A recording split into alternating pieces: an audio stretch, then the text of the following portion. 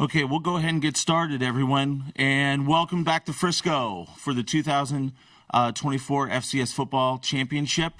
My name is Jim Powers from the NCAA. I'll be moderating all the press conferences throughout the weekend.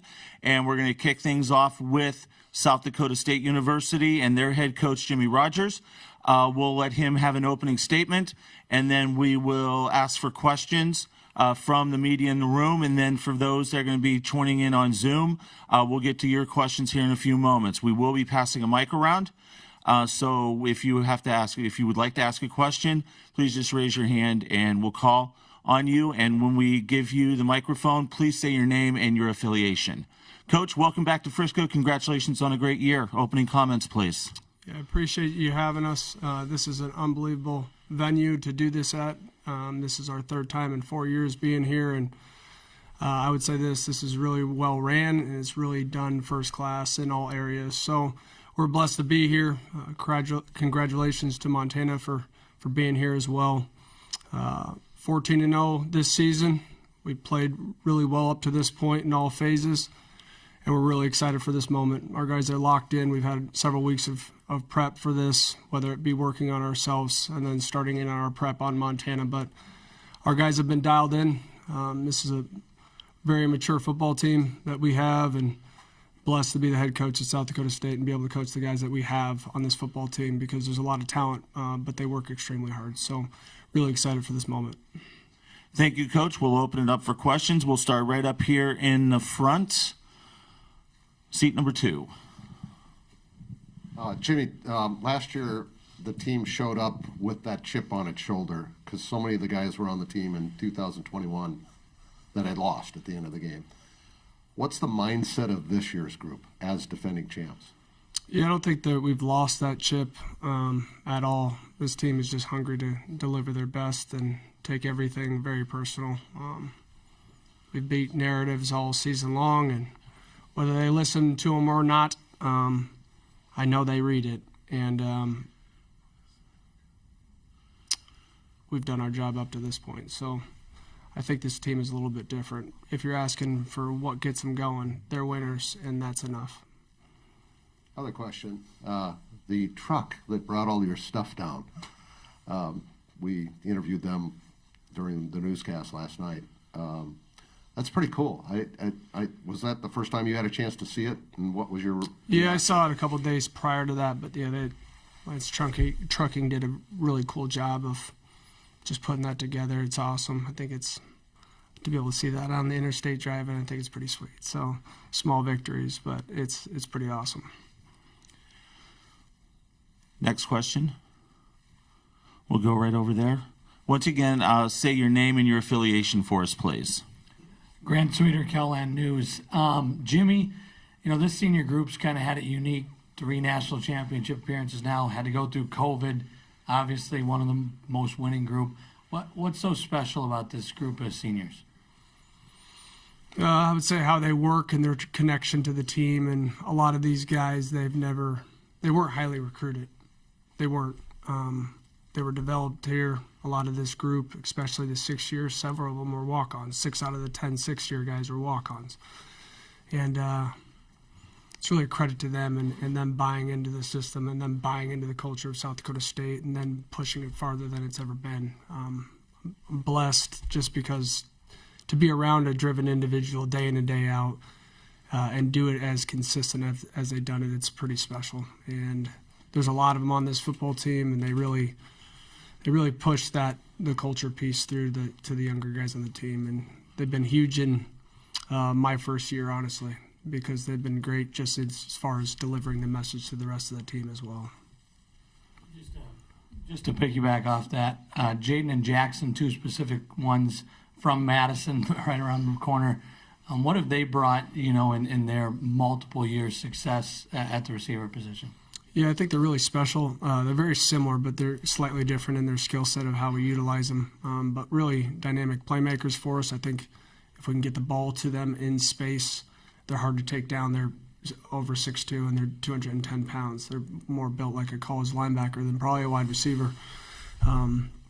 Phenomenal workers. They got great focus, and they can come out and deliver in big moments. And that's what I would say. They don't shy away from the moment. they want the ball. Obviously, they play wide receiver, but they do a great job in the run game as far as blocking. It's one area that probably doesn't get pointed out enough of how good they are at being on the blocking on the perimeter. We'll go ahead right there. Craig Haley from Stats Perform. Coach, if there is one aspect of the personality of this group that's different from last year, because it is a similar group, what is that different aspect of their personality that's different? I mean, this is a lot of the same team that was here. I don't know if there's a different personality. We compete constantly at practice. I would say that we did that a little bit more this year, this fall camp, and even throughout the season, going good on good versus each other than we probably have done in the past. And I believe if you have the best defense in the country and they're getting challenged by one of the best offenses in the country, the defense will only get better. And I would say vice versa, the same on the other side of the ball. So we challenge ourselves, but we also know the ultimate goal. We take care of each other. It's a really close group too. You know, you get one more year with one another, and it's been great to see how our senior leadership and our oldest guys still connect with the freshmen, still take pride in teaching those guys how to get better and really the ways of how the program operates and the culture that's here and why it's important to do the little things. And they've been great for me, you know, hammering that message through because, again, these guys have been developed here. And I'm blessed that they came back because they didn't need to come back. We'll go second row. Jimmy Stephen Hawkins with the AP in Dallas. You know, looking back a year ago when you were here, and was there any indication to you that Coach would be retiring and you might be in this position right now? And I know since then you've talked about your reality becoming your dream. Just talk about looking back at just how, from the minute you got to South Dakota State to now where you're at right now. Yeah, there was indication because there was always conversation that when Coach Stig would retire that we would want to hire from within. And I had conversations with the administration long before last year. When that happened was really up to Coach Stig. As far as my time at South Dakota State, I never dreamt of playing at South Dakota State. I'm from Chandler, Arizona, never heard of South Dakota State. And when I signed to commit at South Dakota State, I remember vividly, because I played at a really good high school, and there was probably about a handful of guys going FBS. That was the biggest thing. I didn't have those opportunities.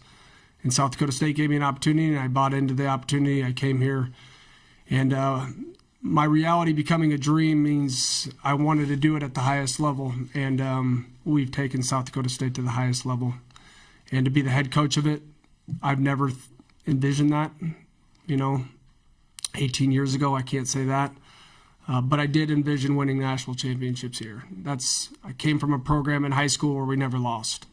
And when I got to South Dakota State, we needed to learn how to win or, you know, work to win. And I think through my longevity of being here, the program has continued to develop a certain level of work ethic to be able to say that that is sustainable and that is doable. And we're at that point now as the number one team in the country. And we need to continue to be that way and not take for granted all the work that went into this. And I will assure you that we won't. Go ahead, front row. Matt Zimmer, Sioux Falls Live. Jimmy, you know, huge turnout last year when you came here from your fans.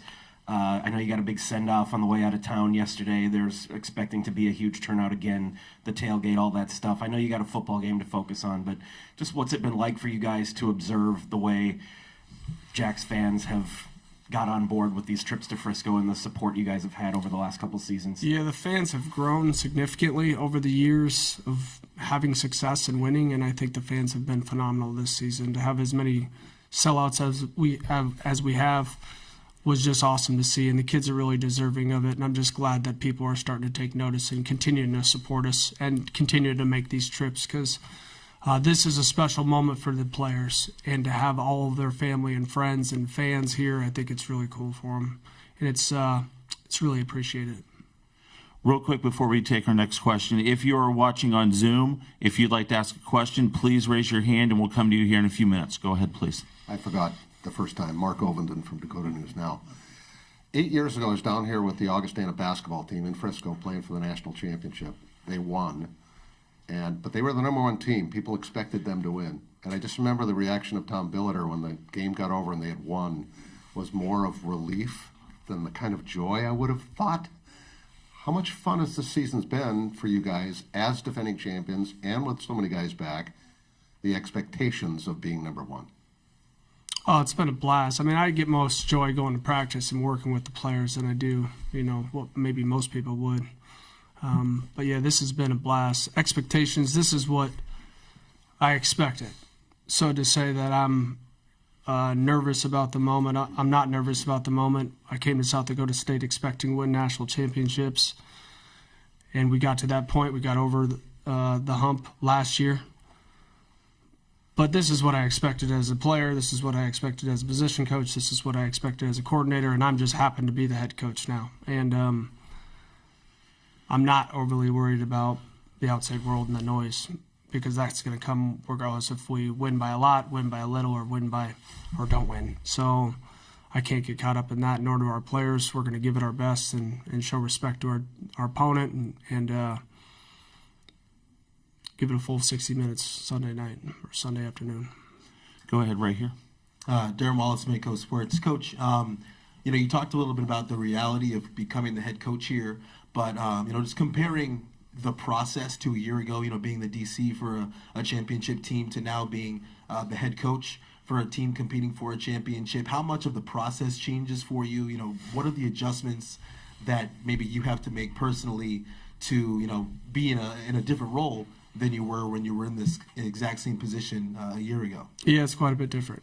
It's quite a bit different organization and the meticulous little steps that you have to do to make sure everybody's on the same page. A lot of my time is, spent not just in football. It's in making sure that this whole setup of this flows right. And that part has been different. Obviously, this part is different.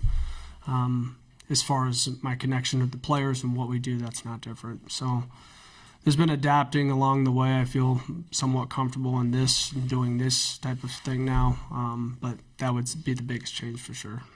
I feel like the other side of the room hasn't asked a question yet, so we'll go third row, first seat. All right. Fritz Neighbor, Daily Interlake in Montana. Coach, you're on the field in 2009 when SDSU had its first playoff game, and I was there, you were there. Looked like the game was in hand, and you talked about the journey and getting to this point. How much does that game stick with you, if at all? Oh, it sticks with me. That was my last game I ever played. Montana was my first Division I game I played. And we went back there, my 4 years later, from a freshman to a senior, and we should have won that football game, and we lost it. And I think you can learn something from every loss that you have. To say one means more than the other when they end your season and you care enough, they matter. And if you don't learn from them, you waste the opportunity to absorb a lot of information and a lot of ways in which you could have handled it better to have success. And that moment I'll never forget, honestly. To follow up, if you want to talk a little bit about Montana, on the offensive side, is it the quarterback that concerns you? Is it the receiver crew? Is it the O-line?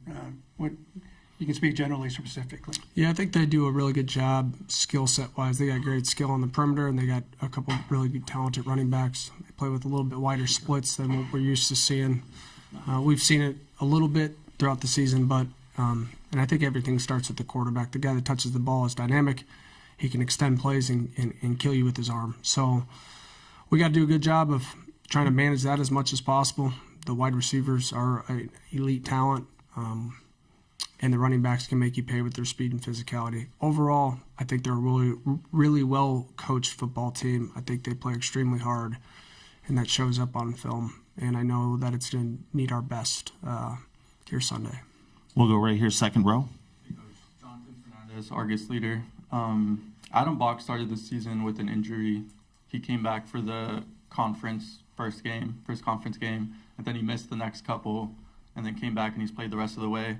Obviously, because of that, his stats aren't necessarily like where they'd normally be, but just how would you describe his impact and his role in getting you guys back here? Adam Bach is a special talent, but he's also like a special leader. He manages our defense just from setting the front to changing, support calls to blitzing in a different direction at the last second. When you're very confident in what you do, everybody feeds off of that, and that he is. He's really confident in who he is. He's really confident in what he knows, and because of that, we have success as a defense. Yeah, I'm excited for him because I wasn't sure if we were going to get him back this season, and he's turned a corner. I can't say he's still 100%, but he's good enough. He's good enough to play in this game. In the previous media availability, Mason McCormick mentioned that this team defensively does a lot similar to what Villanova did when you guys played them in terms of throwing you guys different looks on defense. What kind of challenge does that present to you offensively when they're throwing different looks so often? Yeah, I think it starts up front with the communication of the O-line being able to handle blitzes and twists and late movement and stemming. All it takes is one guy up front to mess it up, that they didn't hear the communication that's had from one end to the next end. So all of that is extremely important, and we got to be on the same page, and we are well aware that Montana's going to get some plays on us, and we got to respond. It's how we respond that makes the difference in the game. And what he was referring to is a lot of the blitzing that Villanova had done. That's kind of the system of defense. It's very similar to Montana's in that sense. The exact blitzing and the exact scheme, it's not the same, but very, very similar in that sense for sure. Craig. Craig Haley, Stats Perform. Coach, in recent years, the Missouri Valley and Big Sky conferences have really separated themselves from the rest of the FCS. Perhaps it's JMU moving up, leaving the CAA. Great for both conferences, but how is there importance to you to see other conferences get to the level of the Big Sky and Missouri Valley conferences? Yeah, I think it's good for everybody. The better the FCS football just gets and becomes well rounded. But two great conferences, and they're on display here. I think any of those conferences, you look at the Missouri Valley, anybody can beat you week in and week out, and obviously we haven't played in the Big Sky, but looking at it over the years and seeing crossover film, I would say it's very similar. Everybody made a big stink about Montana losing to Northern Arizona, or how does that happen? Northern Arizona, just look at some of their scores. Maybe they didn't play the best, but maybe they were very capable, and things get out of hand at certain times. And we're talking about 18 to 22-year-olds. Anything can happen with their emotions and how they check in or out. And I think that's the hardest part about managing a football team, is that you adhere to their emotions, but you got to stay focused, and you got to have great leadership to get to this point, regardless of how much talent that you have. So, yeah, I think the leagues are great, and I think it's important to continue to the other leagues or the other conferences to have success as well. We got time for a couple more. Let's go back here on the right side. Side, I mean. Coach Sean Randy with SWX Montana. You talk about kind of the work ethic of your team, some of the unheralded players that now are big time in the program. I think Montana would say something similar. Just your thoughts on this kind of being a Dakota, Montana, kind of blue blood, and blue collar type of a matchup. Well, I would say this. If you look at and this is an opinion, so I think the best football's played in the Dakotas and the Montanas, right? You look at FCS football, they're the couple states where we don't have professional sports. We are the professional sport in a sense. That I think is cool. That I think is, and both recruit their home state very hard. And you take a kid that maybe is not as recruited as he would be had he lived I'm from Arizona. A lot of our team wouldn't have came here had they lived in Arizona, just because the recruiting is quite a bit different. I think that's really cool. I think it's cool to have a bunch of guys that take pride in playing for their home state. And you can see it with the passion on both sides on how we both play. There's a physicality to it. There's an effort to it. And it's bigger than just, playing college football. It's representing something that they take pride in. And I think that you could see it. Right side, second row. Joseph, Kello TV. Can you speak to Mark and the standard that you hold him to and the standard that he holds himself to as a signal caller, just playing into his success? Yeah, I think Mark is an extremely focused individual. To take any credit on that, I won't. Mark came in as a very mature young man. To lead a team to a national championship as a true freshman, COVID or not, it's really hard to do. To win over an entire football team as an incoming true freshman, it's really hard to do. And he's been able to do it, and he hasn't changed at all how he treats people in the locker room and his seriousness in which he approaches the game with day in and day out. It is rare. It is rare. And his confidence bleeds into the full football team. It bleeds into the young guys, and it's truly helped the depth of that quarterback room surely feel like they can grow into themselves as well. And largely due to that, or Mark is, the biggest factor in that. Final question right up here. Hey, Jimmy, Greg Rockach from MTN Sports in Montana. The Grizzlies have been on an upward trajectory since the end of September with the 10 straight victories. So I'm curious if you've noticed anything about the way they've been playing during that time to kind of peak and play their best football as the season's gone on. No, I think they've been solid. I think the game of football is fickle, and the outside world sees the result, rather than seeing how you got to that point. It could be a player here or there that changes the outcome of the game, or what looks like the outcome of the game. The team plays hard. And I think the longer you play with anybody, the more continuity there is and comfortableness there is. And honestly, if you do it the right way, which obviously they're doing it, you can see an upward trajectory of playing your best football towards the end, because every week you take very seriously and you can learn off of every week. Awesome. Go ahead real quick, please. Just one more. You've been on both sides of winning and losing this game.